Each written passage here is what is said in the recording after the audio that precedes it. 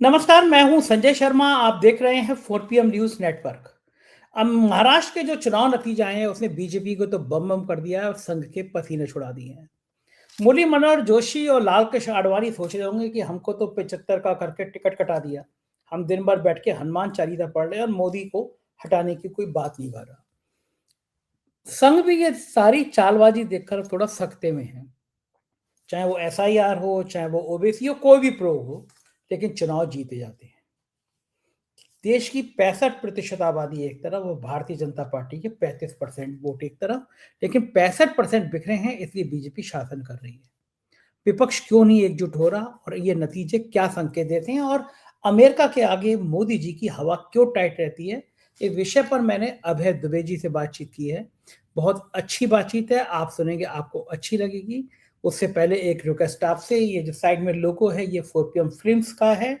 19 जनवरी को पहली 4 PM films की पहली प्रस्तुति इश्तियाक, एक बहुत अच्छी पिक्चर, जो इश्तियाक मेन कैरेक्टर हैं, जो अरशद वारसी के संग जॉली एलबी में और तमाम पिक्चरों में आपने उनको देखा है, वो एक्टिंग कर रहे हैं। मेरी आपसे रिक्वेस्ट है, 4 पीएम फिल्म्स को आप प्लीज ज्वाइन कर लीजिए, अभी इसे सब्सक्राइब कर लीजिए।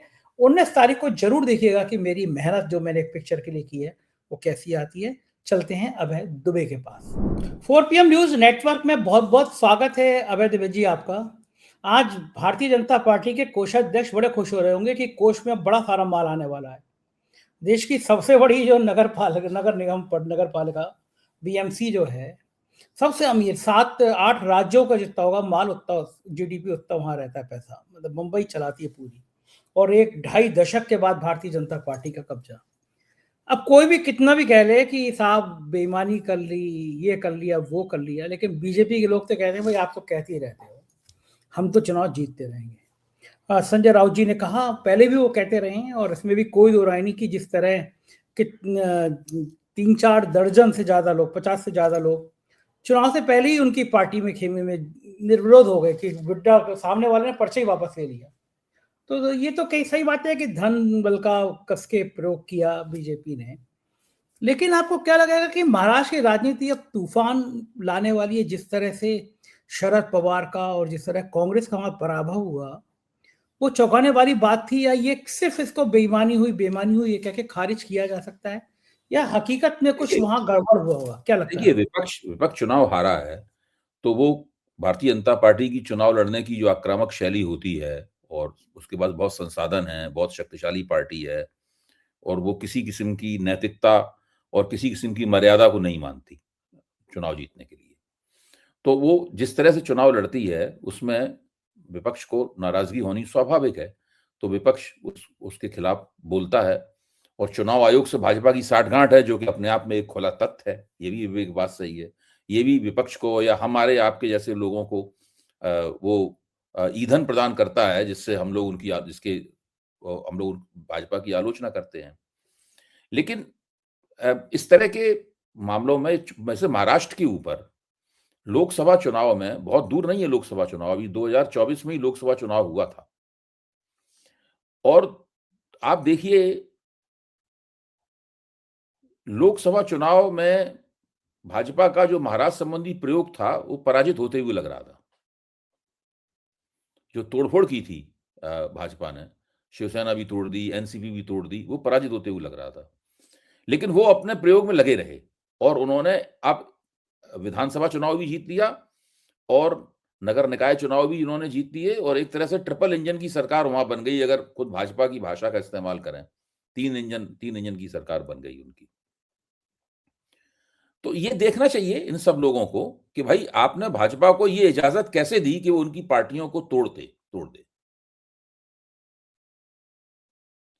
मतलब भाजपा ने पत्ते अपने खेले और एक दूरगामी लक्ष्य के लिए उसने पत्ते खोल खेले।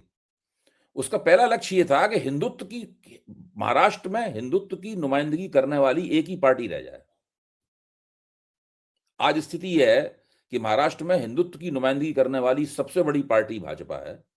जो एकनाथ शिंदे की पार्टी है, जो भाजपा के ऊपर पूरी तरह से निर्भर है। भाजपा जब चाहेगी तो उस पार्टी को निगल जाएगी। वो उसकी अपने प्रोग्राम के ऊपर है कि शिंदे की पार्टी बनी रहे, वरना कभी भी निगल के वो उनको खत्म कर सकती है भाजपा तक। और जो उद्धव ठाकरे की और महाराष्ट्र नवनिर्माण सेना है राज ठाकरे की, उसकी कोई इन सबकी औकात ही खत्म हो गई। कोई औकात नहीं रही। ना विधानसभा में कोई औकात रही, ना नगर निकायों में औकात रही। अब आप देखिए, अब आप आइए वहां से बिहार की तरफ देखिए, थोड़ा महाराष्ट्र से। बिहार में भी धीरे धीरे कोशिश करते हुए 2015 में बड़ी मुंह की भी खाई थी भाजपा ने बहुत बुरी तरह वहां पे। महागठबंधन और नीतीश कुमार ने जब दोस्ती कर ली थी, धीरे धीरे उन्होंने ऐसी स्थिति में अपने आप को पहुंचा दिया है कि अब सब बिहार राजनीति के सारे विशेषज्ञ कहते हैं कि बिहार पूरी तरह से भाजपा की शिकंजे में है। आज स्थिति क्या है बिहार में? आज स्थिति यह है कि नीतीश कुमार को भाजपा कब हटाएगी, ये प्रोग्राम भाजपा खुद तय करेगी। मतलब नीतीश कुमार को कौन सा पैकेज देगी भाजपा, नीतीश कुमार के बेटे को कौन सा पैकेज देगी, ये भाजपा अपनी शर्तों पर तय करेगी और एक दिन उनको पैकेज थमाएगी। हम और आप देखते रहेंगे और वो अपना मुख्यमंत्री भी वहां बनाएगी। वही तय करेगी ये कब कैसे क्या करना है, और न कोई नहीं रोक पाए, क्योंकि जो जनता दल यूनाइटेड है उसके भीतर भाजपा की शक्तियां सक्रिय हैं। ऐसा नहीं जनता दल यूनाइटेड, भाजपा अगर चाहे जनता दल यूनाइटेड को तोड़ना तो एक दिन में तोड़ सकती है। भाजपा के पास खुद इतने विधायक हैं कि जनता दल यूनाइटेड को तोड़ के वो अकेले अब सरकार बना सकती है, लेकिन वो ऐसा नहीं कर रही है क्योंकि अभी उसके प्रोग्राम में वो नहीं आ रहा है। अभी उसकी व्यापक रणनीति में वो बात उसे माकूल नहीं लग रही है जमीन अपने लिए, तो वो उस वक्त करेगी। तो भाजपा जो क्षेत्रीय शक्तियां हैं, ऐसे जनता दल यूनाइटेड एक क्षेत्रीय शक्ति है, उपेंद्र कुशवाहा की राष्ट्रीय लोक मोर्चा एक क्षेत्रीय शक्ति है, रामविलास पासवान की जो लोक जनशक्ति पार्टी थी वो एक क्षेत्रीय शक्ति है। भाजपा लोक जनशक्ति पार्टी को भी तोड़ चुकी है। इस वक्त राष्ट्रीय लोक मोर्चा टूटने के कगार पर पहुंच गया है। भाई उपेंद्र कुशवाहा ने अपने लड़के को बनवा दिया मंत्री, जो कि एमएलए भी नहीं था। अब उसका परिणाम भाजपा ने उस वक्त उनकी बात मान ली, लेकिन आप सोचिए उसका नतीजा क्या नतीजा निकला कि राष्ट्रीय लोक मोर्चा के जो विधायक थे वो भाजपा में जाने के लिए तैयार बैठे हुए हैं। अब महागठबंधन की हालत यह है कि महागठबंधन पूरी तरीके से बिखरा हुआ है। कांग्रेस के जो 6 विधायक हैं वो जनता दल यूनाइटेड में जाने के लिए तैयार बैठे हुए हैं। कल इंडियन एक्सप्रेस में पूरी विस्तार से ये खबर प्रकाशित हुई है, एक एक चीज।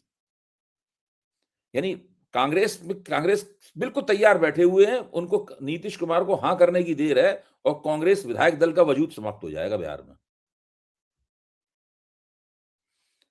और राष्ट्रीय लोक मोर्चा अपनी गलती करके उपेंद्र कुशवाहा वहां उस स्थिति में पहुंच गए हैं। और जो लोक जनशक्ति पार्टी है उसको ब्रेक करके पहले भाजपा ने पशुपत पारस को उठाया और इसको चिराग पासवान को गिराया। अब पशुपत पारस को बिल्कुल गायब कर दिया सीन से और चिराग पासवान को चमका दिया। ये सारे के सारे लोग बीजेपी के हाथ के प्यादे हैं। भाजपा चाहती है तब प्यादा फर्जी बनता है, वरना प्यादा फर्जी नहीं बनता। तो ये जो रणनीतिक कुशलता है भारतीय जनता पार्टी की, इस पे भी हम लोगों को गौर करना होगा। भाई एक राष्ट्रीय पार्टी है, ताकतवर है, शक्तिशाली है, मर्यादाओं को नहीं मानती, नैतिकताओं को नहीं मानती, ये सब आलोचनाएं सही है, मैं मानता हूं इस बात को। झूठ बोलती है, मैं ये भी मानता हूं। मैं ये भी मानता हूं कि वो झूठा नैरेटिव चलाती है, गुलाबी तस्वीर दिखा रही है लोगों को। मैं ये भी मानता हूं संस्थाओं पर कब्जा कर लिया। राहुल गांधी ने जितनी आलोचनाएं भाजपा की है, मैं उन सबसे सहमत हूं। लेकिन ये लोग क्यों नहीं देखते कि जो दूसरी राजनीतिक दल हैं वो भाजपा के मोहरे क्यों बन जाते हैं? किसने रोका है उन्हें अड़ के खड़े होने के लिए? भाई ये पार्टियां तो बिरादरी की पार्टियां हैं। आप सोचिए, कुशवाहों की पार्टी है, कोई कुर्मियों की पार्टी है, कोई मल्लाहों की पार्टी है, कोई राजभरों की पार्टी है। ये सब तो बिरादरियों की पार्टियां हैं। ये तो अपनी बिरादरी के नेता के साथ रहती हैं पार्टियां। ठीक बात है। लेती है अपने अपने अपने अपने अपने आगोश में ले लेती है उनको, और फिर धीरे धीरे करके उनको चूस चूस के खोखला कर देती है। और ये सब जानते हैं कि हमें चूसा जा रहा है। एक और खास बात है, इसमें कोई इतना मूर्ख नहीं है कि न जानता होगा उसको चूसा जा रहा है। ये सब जानते हैं उनको खोखला किया जा रहा है, लेकिन फिर भी वो भाजपा के साथ जुड़े रहते हैं, सत्ता के टुकड़ों की लालच में। और भारतीय जनता पार्टी निरंतर इन लोगों का रक्त पीकर अपने आप को मजबूत बनाती जाती है। इनकी मज्जा जो है ना, वो भाजपा में चली जाती है, भाजपा की हड्डियां मजबूत हो जाती हैं, इन लोगों की हड्डियां जो हैं वो भुरभुरी हो जाती हैं। ये स्थिति है। पूरा महाराष्ट्र में ये होता हुआ दिखता है और बिहार में ये होता हुआ दिखता है। ये दोनों बहुत बड़ी मिसालें हैं जिनको सबको देखना चाहिए और समझना चाहिए। ठीक बात है। और मैं एक दूसरी चीज कहूंगा, थोड़ी व्यक्तिगत है, मुझे पता नहीं कहना चाहिए नहीं कहना चाहिए, लेकिन एक चीज को मैंने बड़ा गौर किया। मेरी माताजी का निधन हुआ तो विपक्ष के बहुत सारे नेताओं ने मुझे सांत्वना दी, परिवार के हौसला बढ़ाने की दी। राहुल गांधी जी ने तो बड़ा मार्मिक सा पत्र लिखा मुझे और मेरे घर पे भी भेजा, मेल भी किया। चलो मैंने मान लिया कि विपक्ष की मैं बातें कहता हूँ, पत्रकार को विपक्ष की आवाज बनना भी चाहिए, तो विपक्ष के लोगों ने कहा। लेकिन अभय जी, मैं हैरान हूं, सबसे ज्यादा सांत्वना वाले फोन भारतीय जनता पार्टी से आए। तो छोटे मोटे लोग नहीं थे, राष्ट्रीय स्तर के नेता, केंद्र के मंत्री, एक राज्य का मुख्यमंत्री जिनको मैं जानता ही नहीं था, कभी मेरी उनसे बात नहीं हुई, उत्तर प्रदेश के कई मिनिस्टर। मैं हैरान था कि बीजेपी के इतने नेताओं ने, विधायकों ने, इतने नेताओं ने मुझे कल फोन करके दुख की घड़ी में साथ होने की बात की। तो मैं सोच रहा था कि जैसे पिछले दिनों मुझे संघ में नागपुर में आने का एक न्योता दिया गया, मैंने मना किया, मैं नहीं चाहूंगा। लेकिन मैंने अभय जी, मैं बहुत सोचता रहा कल रात को बैठ के, कितना बारीक सा नेटवर्क तैयार की थी बीजेपी और आरएसएस कि एक आदमी है जिसका चैनल 2 साल से देश में नंबर 1 आ रहा है, तो अब उसको बात करने का एक माध्यम मिला। चलो दुख की घड़ी में हर इंसान हर एक से सांत्वना देता है, बात करता है, लेकिन जिनसे मुलाकात भी नहीं, जान पहचान भी नहीं, ऐसे मिनिस्टर, ऐसे मुख्यमंत्री, और कह रहे कि दुख घड़ी में हम आपके साथ खड़े। संघ के कुछ बड़े लोग कह रहे, ये क्या नेटवर्क होता है कि ऐसे कोई भी आदमी को लगेगा कि यार देखो कैसे लोग हैं, मेरे सिंपैथी में इतना है ये। और परंपरा दूसरी मैंने देखी, लोगों के घरों में जाने की परंपरा। तो ये क्या, अपोजिशन की जो आवाज बनते हैं उन लोगों तक पहुंचने की तरकीबें ढूंढते हैं, नेटवर्क होता है क्या ये संघ का, ये बीजेपी का ये नहीं, खेल क्या? वो उनका देखिए। हाँ, मैं आपके मंच पर और दूसरे मंचों पर मैंने किताब भी लिखी है। मैं तो राष्ट्रीय स्वयंसेवक संघ और भारतीय जनता पार्टी की बहुत ही कठोर आलोचना करता हूँ। सब लोग इस बात को जानते हैं। इस तो वो जैसे कि स्थानीय तौर पर यहाँ पर राष्ट्रीय स्वयंसेवक संघ के जो कार्यक्रम होते हैं दिल्ली में बड़े-बड़े, उनका हमेशा मेरे पास फ़ोन आता है कि आइए आप उसमें बैठिए, थोड़ा समय हमारे साथ गुज़ारिए। मैं नहीं जाता, वो एक अलग बात है, लेकिन वो लोग अपनी तरफ से पूरी कोशिश करते रहते हैं। वो ऐसा नहीं है उनका कि वो कोई उन्होंने शत्रुतापूर्ण रवैया बना रखा हो। अच्छा, दूसरे वो ये भी जानते हैं वो लोग कि मैं बहुत कठोर आलोचनाएँ करता हूँ, इसलिए वो नाराज़गी भी व्यक्त करते हैं, ऐसी बात नहीं। मुझसे नाराज़गी भी बहुत व्यक्त करते हैं, मुझको नुकसान पहुँचाने की भी छोटी-मोटी कोशिशें हुई हैं, ज़्यादा नुकसान नहीं पहुँचा, लेकिन प्रयास तो हुए ही हैं। तो ये सब भी चलता रहता है, दोनों तरफ से बातें हैं। मैं हैरान था कि संघ के राष्ट्रीय स्तर के पदाधिकारी के पीएस का फोन आया कि 18 तारीख को फलाने साहब लखनऊ आना चाह रहे हैं, आपसे मिलना चाह रहे हैं। मैंने क्षमा मांगा कि मेरी माँ का कार्यक्रम है, मैं ऋषिकेश में रहूंगा, लेकिन मैं नेटवर्क को देखकर हैरान था। तो मुझे लगा कि इस तरह लोगों को प्रभावित करने की रणनीति होती है। दूसरा मैं ये जानना चाहूंगा कि महाराष्ट्र में ओवैसी की पार्टी ने भी काम भर का नुकसान पहुंचाया है। क्या लग रहा है कि ये रणनीति बीजेपी की, लोग कहते हैं, मैं प्रमाण के तौर पे तो नहीं कहूंगा, लेकिन सामान्य धारणा है कि ओबीसी की रणनीति बीजेपी को फायदा पहुंचाने की रही है हमेशा, और महाराष्ट्र में फायदा पहुंचा भी है। तो ये क्या ओबीसी नेटवर्क क्या और भी जगह अब ये काम करेगा, देखिए, काम मैं आएगा? इसको इस तरह से देखता हूँ, जैसे आपको याद होगा कि कांशी राम जी ने जब अपने राजनीतिक जीवन की शुरुआत की थी, तो उनके ऊपर भी इसी तरह के आरोप लगते थे जो ओवैसी के ऊपर लगते हैं। कांशीराम जी भी किसी को हराने के लिए खड़े हैं, किसी को गिराने के लिए खड़े हैं, कहीं कुछ कर रहे हैं, कहीं कुछ कर रहे हैं, बहुत ज़्यादा उनको चलता है। आरएसएस वाले उनको सीआईए के एजेंट भी कहते थे। आज कांशीराम जी की मूर्ति पे वो लोग सब माला-वाला चढ़ाने जाते हैं, लेकिन एक ज़माने में आरएसएस कांशीराम को सीआईए एजेंट भी कहता था। तो वो कांशीराम पे भी इस तरह के आरोप लगते थे। अब ओवैसी, मेरा मानना है कि वो देश के मुसलमानों को ये समझाने में लगे हैं कि दूसरी पार्टियाँ उनके वोट बाय प्रॉक्सी हासिल कर लेती हैं। और उनको सत्ता में उसके हिसाब से जितने वो वोट देते हैं, उसके हिसाब से उन्हें हिस्सेदारी नहीं मिलती। उनको नुमाइंदगी नहीं मिलती विधायिकाओं में, लेजिस्लेचर में उनको नुमाइंदगी नहीं मिलती। ये वो समझाने में लगे हुए हैं। अच्छा, इससे देश में कुछ पॉकेट्स बन गई हैं उनकी। जैसे एक सीमांचल पॉकेट बन गया है उनका बिहार में। वो पॉकेट उनके पिताजी ने उनके बनाया था, पुराना हैदराबाद, वो पहले से ही है उनके पास वो पॉकेट। तो जहाँ-जहाँ पे इस तरह देश में मुझे अभी ओवैसी की सफलता इतनी लगती है कि वो देश में जगह जगह उनके पॉकेट जो है ना वो बन रहे हैं धीरे धीरे करके। इस चक्कर में वो धीरे धीरे करके ये जरूर लोगों को बता देंगे कि अगर विपक्ष की एकता होती है बहुत बड़ी, तो मुझे भी उस एकता में शामिल किया जाना चाहिए। और जिस दिन विपक्ष की एकता में, भाजपा विरोधी एकता में ओवैसी को शामिल कर लिया गया, उस दिन वो राष्ट्रीय नेता बन जाएंगे व्यवहारिक रूप से। अभी तो उनके अंदर राष्ट्रीय नेता बनने की संभावनाएं हैं, लेकिन जिस दिन विपक्ष की जमावड़े में वो आ गए, उस दिन राष्ट्रीय नेता वास्तव में बन जाएंगे। अच्छा, महाराष्ट्र के नतीजों में जो राज ठाकरे और उद्धव ठाकरे साथ आए थे, क्या अब ये जादू टूटेगा या फिर ये जादू कायम तो कभी रहेगा? था ही नहीं भाई, ये जादू तो कभी था ही नहीं। देखिए, आपको जब महत्व मिलता है समाज में, राजनीतिक समाज में महत्व मिलता है, आपको लोग वोट देते हैं, आपको समर्थन आधार बनता है, मेहनत करके उसको बचा के रखा जाता है। उद्धव ठाकरे महाराष्ट्र के मुख्यमंत्री थे, आज भी मुख्यमंत्री क्यों नहीं है? उन्होंने अपनी सत्ता की रक्षा क्यों नहीं की? जिस तरह बीजेपी ने उनके पैरों से उनके नीचे से कुर्सी खींच ली और एकनाथ शिंदे के जरिए उन बीजेपी ने एकनाथ शिंदे वाली बगावत करवा दी उनके खिलाफ, उन्होंने क्यों नहीं अपनी रक्षा कर पाई? अगर आप अपनी संपत्ति की, अपनी सत्ता की रक्षा नहीं करेंगे, तो आपका वो हालत होगा जो उद्धव ठाकरे की आज हालत है।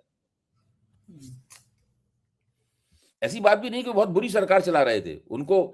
मुझे याद है यशवंत देशमुख के सी वोटर ने देश के सभी मुख्यमंत्रियों का एक सर्वे किया था कि किसकी लोकप्रियता क्या है। उसमें देश के जो सब ऊपर के अच्छे मुख्यमंत्रियों का नाम आया था, उसमें उद्धव ठाकरे का भी नाम था। लेकिन उद्धव ठाकरे तो अपने आप राज ठाकरे ने अपने आप को बर्बाद कर लिया पूरी तरीके से। जो जादू बाल ठाकरे के पास था, वो जादू तो कब का समाप्त हो चुका है। अब ये भारतीय हिंदुत्व की राजनीति को महाराष्ट्र में सबसे बड़ी नुमाइंदगी भारतीय जनता पार्टी करती है। ये लोग एक बहुत छोटी ताकत बन के रह गए हैं। हो सकता है किसी चुनाव में थोड़ा बहुत फिर से उछाल मिल जाए, इससे ज्यादा कुछ नहीं होने वाला है इनका। हाँ, ये बात तो ठीक है कि एक करेंगे कि कुछ ना कुछ ऐसी बातें होंगी, कुछ ना कुछ ऐसी चीजें होंगी जो एक विवाद का विषय बने। लेकिन एक बड़ी खबर और एक बीच में आई है कि मैं आपको 2024 का एक बयान याद दिलाऊं। प्रधानमंत्री मोदी जी ने कहा था कि ईरान में चाबहार पोर्ट का एग्रीमेंट मेरा बहुत बड़ा काम है, जो सेंट्रल एशिया से जुड़ा इकोनॉमी का मेरा बहुत बड़ा काम हुआ है। ये नरेंद्र मोदी जी ने 16 मई 2024 को कहा था कि ईरान में, मेरे ख्याल से 1,500 करोड़ से ज्यादा रुपए भी वहां इन्वेस्ट कर दिया था भारत सरकार ने। मैं पुष्ट नहीं हूं, लेकिन मेरे सूत्र बताते हैं। अब खबर यह है कि अमेरिका ने 120 मिलियन $120 मिलियन का निवेश किया था उसमें। अब अमेरिका ने कहा कि भैया ये पोर्ट छोड़ दो, और हमारी सरकार सुना है कि पोर्ट छोड़ने को तैयार हो गई, काम बंद करने को तैयार हो गई।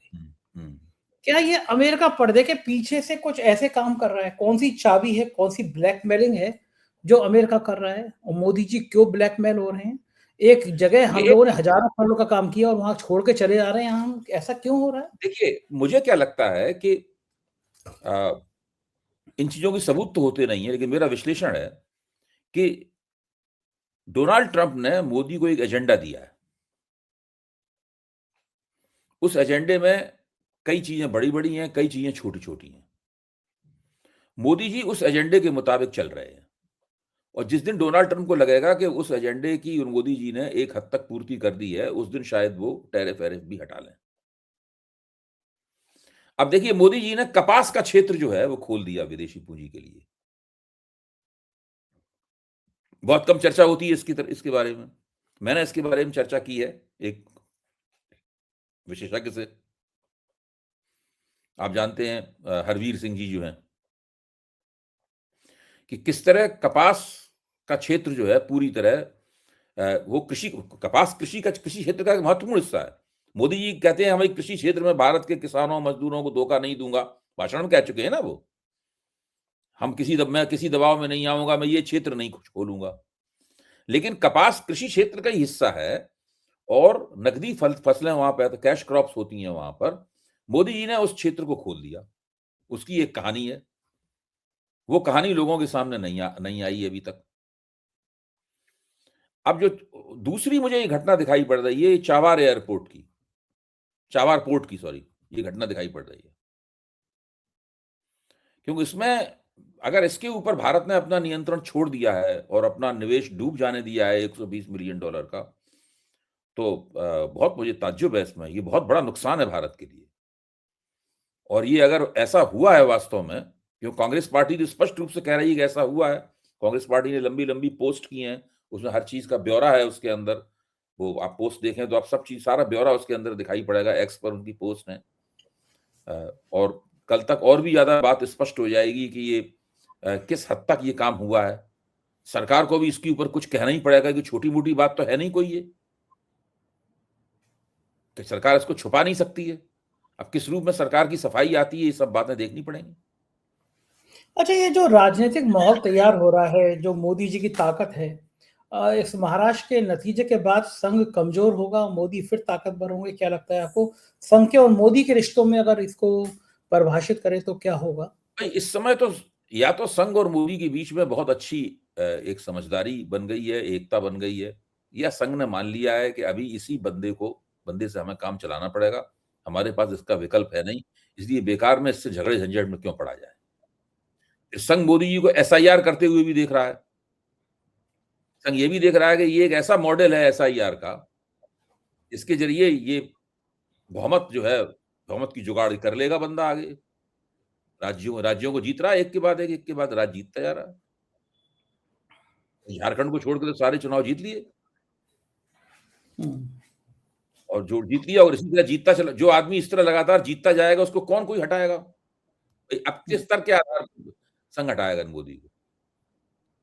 ठीक है, बहुमत खो दिया उन्होंने और गठजोड़ सरकार बन गई, लेकिन गठजोड़ सरकार भी उसी तरह चला रहे हैं जैसे भाजपा की बहुमत की सरकार हो। ठीक बात है। अच्छा, ये और सारे सीन उनके जो गठजोड़ पार्टनर हैं, वो भाजपा की भाषा बोलते हैं, उनके पास अपनी कोई भाषा ही नहीं है। आप देखिए ना, तेलुगु देशम के पास अपनी कोई भाषा नहीं है, जनता दल यूनाइटेड के पास अपनी कोई भाषा नहीं है। जो छोटी-छोटी पार्टियां हैं, मांझी की, कुशवाहा की, पासवान की, ये सब एकनाथ शिंदे की, छोटी-छोटी तमाम पार्टी, इनके पास अपनी कोई लैंग्वेज नहीं है, इनकी कोई राजनीति है ही नहीं इनके पास अपना। ये भारतीय जनता पार्टी की राजनीति के उपांग लगते हैं। अच्छा, मुझे बताइए अभय जी कि ये जो ताकत बढ़ रही है, तो मुरली मनोहर जोशी को और लाल कृष्ण आडवाणी को कैसा लगता होगा? उनको लगता होगा कि हमें तो 75 साल के उसमें टिकट कटा दिया, हम यहाँ बैठ के हनुमान चालीसा का पाठ करते रहते हैं, दिन भर बंदा मौज कर रहा है, मोर को दाना भी खिला रहा है और मौज भी कर रहा है, उम्र कोई फर्क नहीं पड़ रहा। उनको या बाकी होती लोगों को रहती है। देखिए, उधर से छींटाकशी होती रहती है। मुरली मनोहर जोशी एक तरह से 2 आक्रमण कर चुके हैं मोदी सरकार के ऊपर। एक आक्रमण उन्होंने राष्ट्रीय स्वयंसेवक संघ की मीटिंग में किया था, जब उन्होंने स्लाइडें दिखा के ही बताया था कि ये जो तमाम पैसे-वैसे बाँट रहे हैं, लाभार्थी-आभार्थी बना रहे हैं, ये बिल्कुल बेकार है और इनका जीडीपी जो दिखाया है, ये जीडीपी भी कोई दम नहीं है, खोखला जीडीपी है। ये सब मुरली मनोहर जोशी बोल चुके हैं। तो वो सब आंकड़ा जितना आक्रमण हो सकता है उतना वो आक्रमण कर रहे हैं। लेकिन देखिए भाजपा की विशेषता ये है कि वहाँ जो इस तरह के आक्रमण वगैरह होते हैं वो भाजपा के अंदर महत्व प्राप्त करने के लिए होते हैं, भाजपा को तोड़ के बाहर निकल जाने के लिए नहीं होते हैं। तो ये तो माना इसके जाए लिए कि जब तक मोदी जी का शरीर साथ दे रहा है, तब तक मोदी जी निर्बाध रूप से रहेंगे या पार्टी के अंदर भी कोई होगा? और फिर देखिए, आपको याद होगा तो मोदी जी इसी प्रकार बिल्कुल बुलंद हालत में थे 2024 के लोकसभा चुनाव से पहले। लेकिन जैसे ही इंडिया गठबंधन बना, मोदी जी ने सारा संतुलन खो दिया। भाजपा बुरी तरह हिल गई। आज चूंकि कोई विपक्षी एकता नहीं है, इसलिए ये इतने ज्यादा मजबूत दिख रहे हैं। आज अब पूरी विपक्षी एकता बन जाए, इंडिया गठबंधन अगर फिर से बन जाए और फिर से सक्रिय हो जाए, तो आप देखेंगे इन लोगों का संतुलन फिर खो क्योंकि डरते हैं, जैसे ही विपक्ष एक होगा हम चुनाव हार जाएंगे या हारने के कगार पर पहुंच जाएंगे हम। विपक्ष की एकता कोई किसी कीमत पर ये बनने नहीं देना चाहते। इनका बस चले तो विपक्ष की एकता बनने ही नहीं देना कभी। इसीलिए तो 2024 से पहले जो विपक्ष की एकता बन गई थी इंडिया गठबंधन में, उससे मोदी कितने चिढ़ गए थे, उल-जलूल बातें करने लगे थे, उनके भाषणों में कोई दम नहीं रह गई थी। लोग हंसते थे उनके ऊपर भाई उस वक्त, ये हालत थी इनकी। जो आदमी राम मंदिर की प्राण प्रतिष्ठा करते समय कितना मजबूत लग रहा था, जो जब छत्तीसगढ़ का, राजस्थान का और मध्य प्रदेश का चुनाव जीतते वक्त कितना मजबूत लग रहा था, वो आदमी इंडिया गठबंधन बन जाने से कैसी उल-जलूल बातें करने लगा था कि ये हो जाएगा, वो हो जाएगा। हम लोग भी उनका बड़ा मजाक उड़ाया करते थे। राष्ट्रीय स्वयंसेवक संघ ने भी उनका मजाक उड़ाया। उनकी अपनी जमात में उनका मजाक उड़ रहा था। ये स्थिति थी। क्योंकि इनको बहुत बड़ा डर है कि विपक्ष एकजुट हो गया तो ये सत्ता से बाहर हो जाएंगे। इनके वोट तो कुल मिला के सारा प्रपंच रचा है, वोट तो उनके 35 से 37% हैं। उससे ज्यादा नहीं हो पा रहे हैं। उससे ज्यादा नहीं हो पा रहे, सब कुछ करने के बावजूद।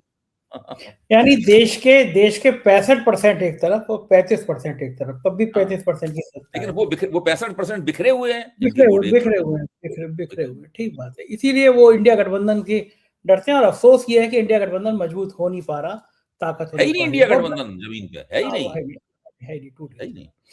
बहुत बहुत शुक्रिया आपका अभय जी, आपने मुझसे इतनी बातचीत की, धन्यवाद आपका। ये थे अभय दुबे जी, पूरी बातचीत आपने सुनी, कैसी लगी बातचीत बताइएगा जरूर। शुक्रिया, थैंक यू।